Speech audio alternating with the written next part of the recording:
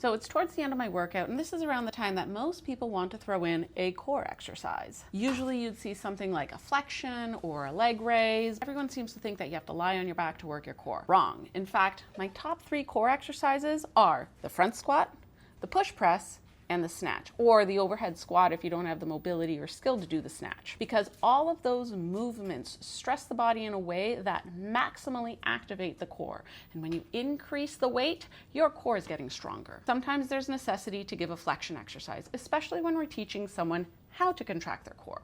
One of the biggest mistakes I find when people are doing flexion exercises or leg raises is they're not really working their core because they don't know how to stabilize. In fact, they're just taking it into the psoas, which is giving them more back pain. I try to tell them, stop doing the core exercises, do these instead, but then they feel like they're not working their core. So let's go through what a proper core contraction is, and you can even do this flexion exercise as your main core flexion exercise. Lying on our backs, hands are going to be either behind our neck or crossed over our chest.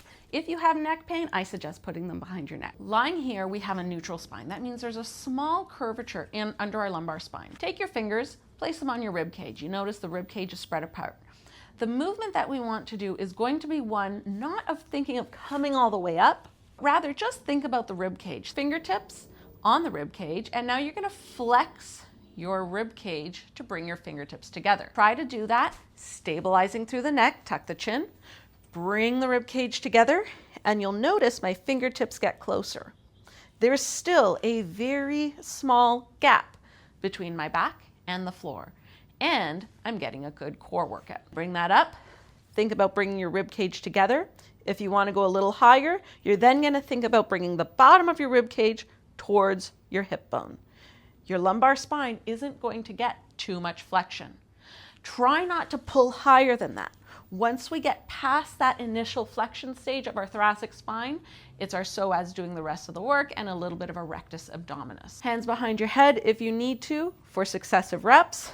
Learn to get that proper flexion and come back down. Final key point, very important. Pull your stomach down into your back. That doesn't mean we're rounding our back and flattening. You're just pulling it in like a vacuum to create this nice, tight cylinder. As you come up, most of my clients have the propensity to push their stomach out. You want to pull that down, and you're really going to feel all those obliques working nice and strong.